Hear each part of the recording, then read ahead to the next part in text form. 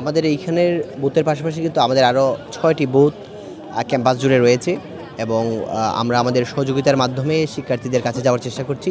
শিক্ষার্থীরা তাদের সহযোগিতা নেওয়ার জন্য আমাদের কাছে আসছেন এবং আমরা আপনি দেখতে পাচ্ছেন আমাদের টেবিলের উপরে অনেকগুলো ব্যাগ রাখা আছে, অনেকগুলো ফোন রাখা আছে এবং ইতিমধ্যে আমরা অনেকগুলো কলম শিক্ষার্থীদের মধ্যে বিতরণ করেছি।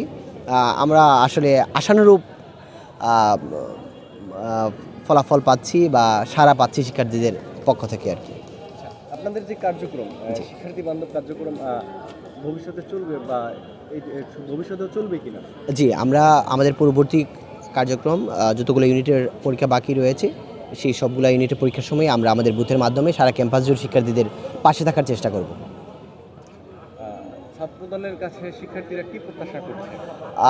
ছাত্রদলের কাছে আমার মনে হয় শিক্ষার্থীরা আমাদের কাছ থেকে শিক্ষার্থী বান্ধব সকল কর্মকাণ্ডেই প্রত্যাশা করছে এবং বিশ্ববিদ্যালয়ে ভর্তি কার্যক্রমের ক্ষেত্রে আমাদের সহযোগিতা ডেস্ক স্থাপন করা একটি শিক্ষার্থী বান্ধব কর্মসূচির অংশ।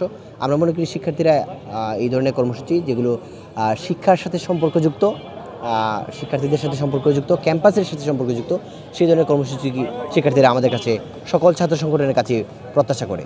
বাংলাদেশ জাতীয়তাবাদী ছাত্রদল একটি বৃহৎ এবং শিক্ষার্থী বান্ধব ছাত্র সংগঠন। আজকে সি ইউনিটের ভর্তি পরীক্ষা। আপনারা জানেন যে দীর্ঘ ফ্যাসিস্ট আমলে আমরা আমাদের যে আজকের যে আমাদের কার্যক্রম, এরকম কার্যক্রম আমরা একেবারেই করতে পারিনি, কারণ তারা যে সন্ত্রাসী ছাত্রলীগ তারা ভিন্ন সংগঠনদেরকে, ভিন্ন মতকে একেবারেই সহ্য করতে পারতো না।